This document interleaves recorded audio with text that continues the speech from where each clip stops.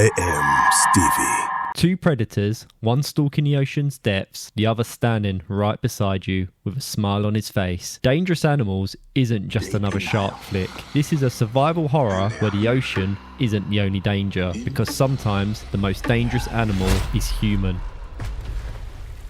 Welcome aboard.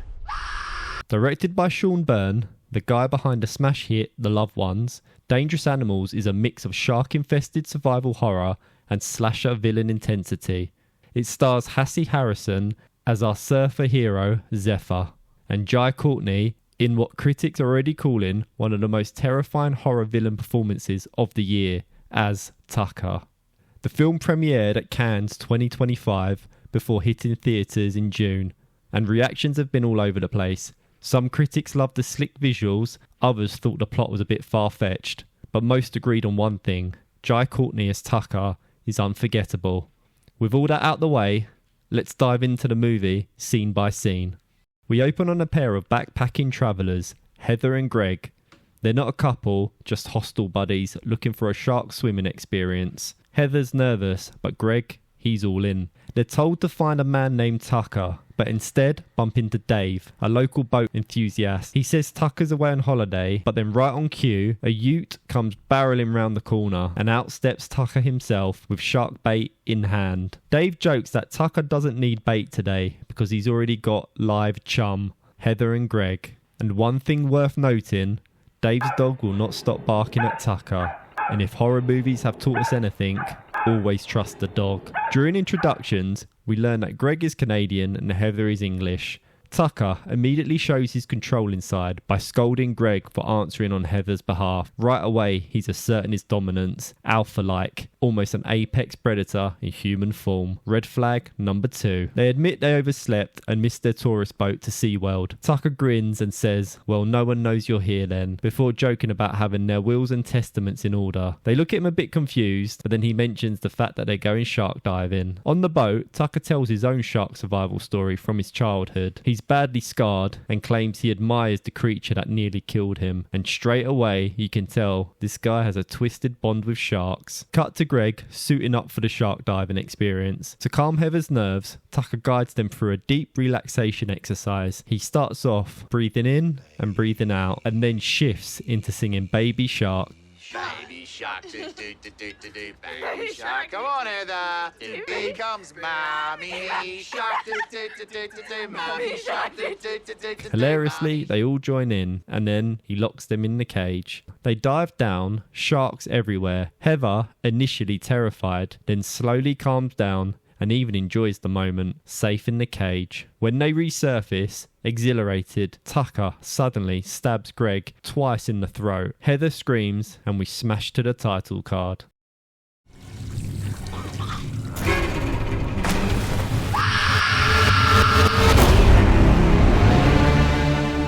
Now we cut to a petrol station where we meet our protagonists, Moses and Zephyr. Moses is after jump cables. He asks Zephyr, but she says she doesn't have any. Later, he catches her sneaking a tub of ice cream, which she had stole from the petrol station. He jokingly blackmails her into giving him a ride to his car, assuring her, "Look, I'm not a serial killer, okay? Promise." The drive is awkward but flirty. She teases that he looks like he stepped out of the Book of Mormon. He then teases that she seems more like a window person than an aisle person. Private, not open, and not overly friendly. Although, it's not long before she gets very friendly with Moses. She drops him at his car and notices he's a surfer. They share a connection, especially when Ooby Dooby by Creedence Clearwater Revival blasts from his car. They both love CCR, but it reveals their different outlooks. Moses hears a song about love and going for it with the right person, while Zephyr connects more to some of their other songs with darker lyrics about outsiders searching for their meaning. Moments later, CCR turns into the soundtrack for them hooking up in the back of her van. There's an awkward moment with a fin key that Moses tosses out the window, a mistake that will later come back to haunt Zephyr. They smoke and joke about bread rolls, and she admits surfing is the only place she feels free, because on land she feels like there's nothing or no one for her. It's a sad glimpse into her transient, rootless life. Because there was nothing for me on land.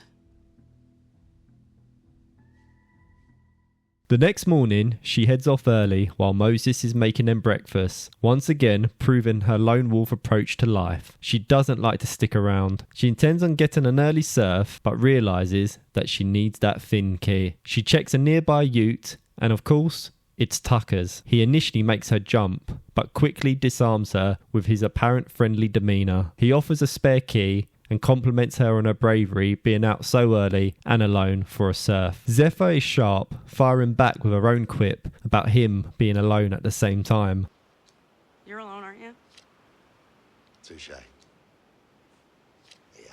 He seems impressed by her, then drives away, but we know what's coming. Moses messages her to join the surf. Surprisingly, she agrees, as she seems to actually enjoy his company and seems glad he has messaged her. But before she can meet him, Tucker ambushes her, plastic bag over the head, drug injection, and suddenly she's packaged into his boat. And yes, as he's back at his boat, Dave Dog barks again. The dog knows.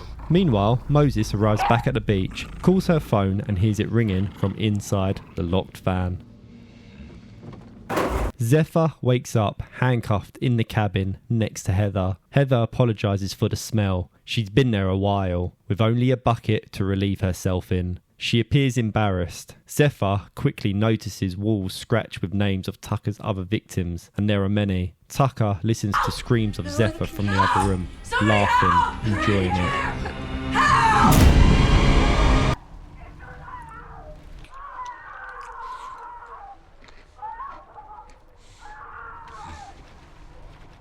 Zephyr is resourceful. She spots Heather's underwire bikini top and fashions it into a lockpick. She hides it when Tucker arrives with food and water. Heather downs hers immediately, and just as Tucker notices she's not wearing a bikini top, a quick-thinking Zephyr distracts him by insulting him. Tucker gives a little biology lesson about coral snakes and scarlet king snakes, likening himself to the deadly version, while Zephyr to the mimic. It's a creepy metaphor and maybe a miscalculated judgment of Zephyr on Tucker's part. But of course, the water that he gave them is drugged. Both women collapse, and Tucker discovers the wire. He actually admires Zephyr's fight, saying it will make for a better show. You're a fighter. I love fighters. Makes for a better show. Meanwhile, back at the beach, Moses sees Zephyr's van being towed away. He goes to the police station to report her missing. However, with limited details, like her surname, and given her lifestyle as a tourist/traveller, the officer doesn't seem too alarmed. Last name? Look, mate, these transient types living in their cars. She's not like that. Cut to the next night. Heather is strapped to a winch, raised over the ocean. Tucker lectures about fear and how people dread sharks more than mosquitoes, even though mosquitoes kill millions. You know why sharks are more scary than mosquitoes? Even though mosquitoes kill 1 million people each year? Now, your guts can't understand mass murdering insects. Now, what your guts understand is 300 razor-sharp teeth and 2,500 pounds of muscle tearing flesh from bone. Then he drops Heather into the water. Sharks swarm and she's torn apart as Tucker films gleefully on his VHS camcorder. Tell me that ain't the greatest show on earth. It's brutal. We are starting to see more and more about Tucker and how he really gets off on this show he has created. Later, drunk, dancing to Stevie Wright's Evie, which in fairness is a great song. Tucker trophies Heather's death, attaching a lock of her hair to the VHS tape. His collection is chilling and growing. The next tape is reserved for Zephyr.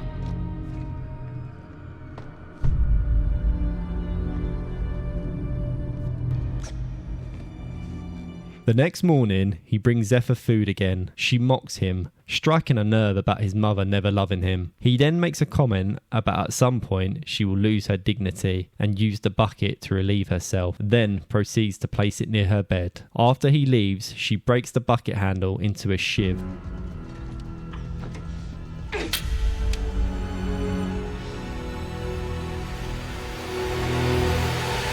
When he returns to inject her, she pretends to be asleep and then ambushes him, stabbing him in the neck as he falls back and bangs his head on the bed opposite, briefly knocking himself out.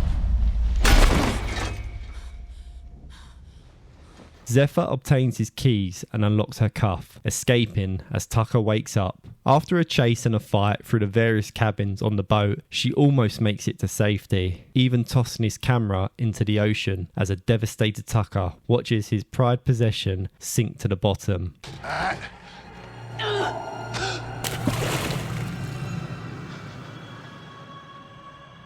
However, during their scuffle, Tucker manages to inject her. She dives into the ocean, but doesn't make it very far as Tucker fishes her out with a hook. Unfortunately, a nearby party boat is too far away to notice. Meanwhile, Moses is at the beach with the police, who are seemingly taking Zephyr's disappearance more seriously now. There's even a search helicopter. Using his own intuition, he logs onto a surfing app called Wave Watch to backtrack Zephyr's last visit to the beach on the local CCTV. He spots Tucker's ute and logo. Suspecting the driver may know something, he sets about tracking him down. We cut back to Zephyr, now cuffed with both wrists and ankles, strapped to the bed with her mouth taped shut. She's completely helpless. Back on shore, Tucker isn't in the mood to deal with anyone. Dave tries to pitch him a wealthy couple, but Tucker storms off, ignoring him completely. Moses, on the other hand, leaves Tucker a voicemail, urging him to call him back. Meanwhile, Tucker frantically searches for more recording equipment, eventually finding a suitable camera buried inside a thrift warehouse. It's clear his obsession isn't slowing down. Both men head for the boat, but while Tucker gets stuck in traffic, Moses actually makes it there first. As he approaches, he can hear muffled screams echoing from inside. Without hesitation, he smashes a window and forces his way aboard. Just as he does, we see Tucker finally pulling up at the dock.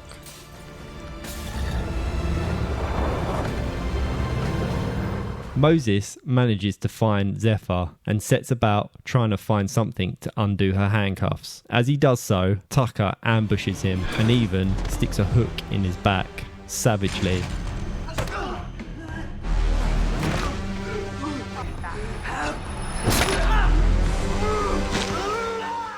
He manages to smash his phone just as he's trying to call the police. Just as Moses actually manages to get the upper hand on Tucker, Dave arrives. Trying to help Tucker, Dave attacks Moses. Big mistake. Just as Dave realises there's screaming from inside the cabin, Tucker kills him too, brutally. But if you're gonna shoot it down here, I don't know if it... He should have listened to his dog. Both Zephyr and Moses are now prisoners. Tucker decides Moses will be the next show. He straps him to the harness and lowers him over the shark-filled ocean. Zephyr yells at him to stay still. Miraculously, the sharks just swim past him. Although Tucker, not willing to accept this, pulls him back aboard and stabs him in his torso, bleeding him out like bait and claiming...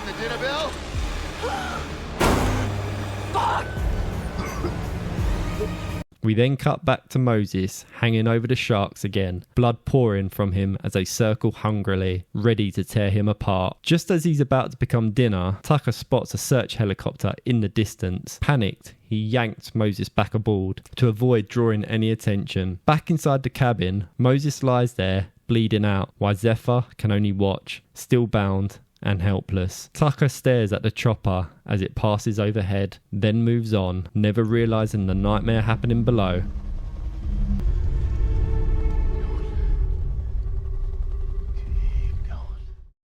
Below deck, Moses is bleeding out. Zephyr, desperate, breaks her own thumb to try and slip the cuffs. When this fails, she takes the ultimate step by chewing it off. It's one of the most brutal scenes in the movie.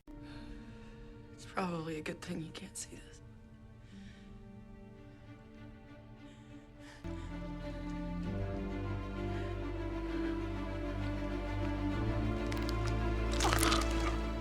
But it's equally important as it shows the extent she's willing to go through to try and escape. She tricks Tucker and ambushes him, locking him briefly in the cabin, but he gets free. She manages to fire a flare towards him, but this only stalls him. They wrestle, fight with knives, and she even manages to swim away to nearby shore, but he chases her on a skiff and strangles her unconscious right near a busy beach. Nobody notices.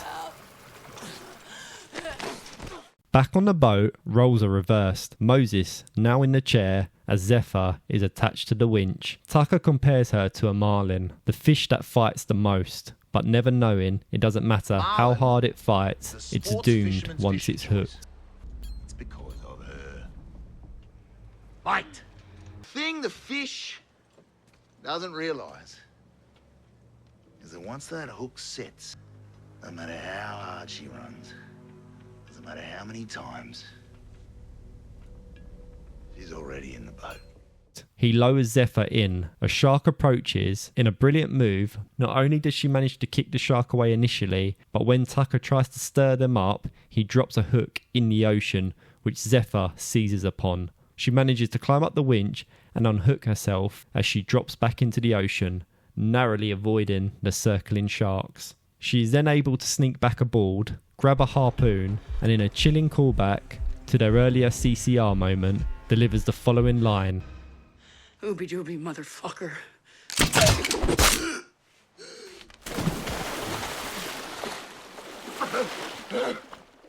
Firing a harpoon directly at Tucker, John McClane style. A shark erupts from the water, devouring Tucker in midair, while his own VHS camera records his death. It's poetic justice.